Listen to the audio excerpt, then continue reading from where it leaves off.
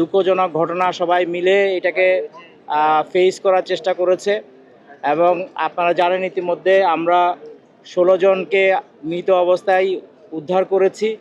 এই পরিবারগুলির কাছে আমরা আমাদের দুঃখ প্রকাশ করছি। তবে আমি একটা জিনিস আপনাদের মাধ্যমে আহ্বান করব, আমরা একটু সচেতন হই।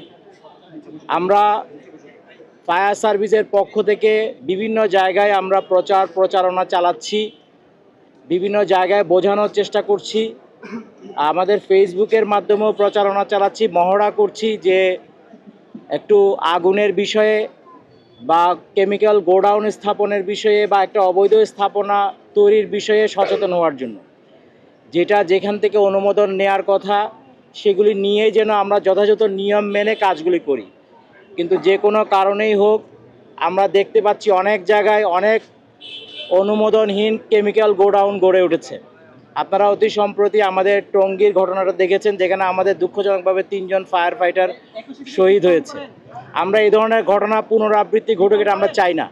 তা আমরা আশা করব, আমরা ফায়ার সার্ভিসের পক্ষ থেকে আমরা উদ্ধার করছি, প্রচারণা করছি, সবই ঠিক আছে, কিন্তু সমাজকেও এগিয়ে আসতে হবে। এখানে আমার মনে হয় আমাদের এখানে যারা স্থানীয় জনগণ আছে বা স্থানীয় প্রশাসন আছে, তাদেরকেও বিষয়গুলি দেখতে হবে, যাতে এই ধরনের অননুমোদিত কোনো কিছু গড়ে না ওঠে। যদি গড়ে উঠেও থাকে, সেটার বিরুদ্ধে সামাজিকভাবে একটা প্রতিরোধ গড়ে তোলা। মিডিয়ার মাধ্যমে আমরা সবাইকে অনুরোধ করব, দেশের সকল দেশবাসীকে একটু সচেতন হয়ে আমরা যেন আমাদের নিজ নিজ কমিউনিটিতে এরকম যেগুলো অবৈধ স্থাপনা আছে বা জীবনের জন্য ঝুঁকিপূর্ণ স্থাপনা আছে, সেগুলি স্থানীয় প্রশাসনের সহযোগিতায় বা আমাদের সহযোগিতায় সেগুলির বিরুদ্ধে প্রথমে একটু সামাজিক দায়বদ্ধতা তৈরি করা, তাদেরকে সচেতন করা এবং প্রয়োজনে আইন প্রয়োগের মাধ্যমে তাদেরকে সরানোর ব্যবস্থা করা।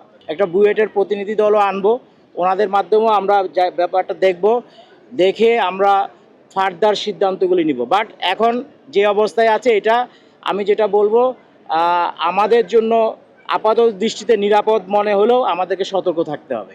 আগুন নিয়ন্ত্রণে আছে, কিন্তু নির্বাপন বলা যাবে না।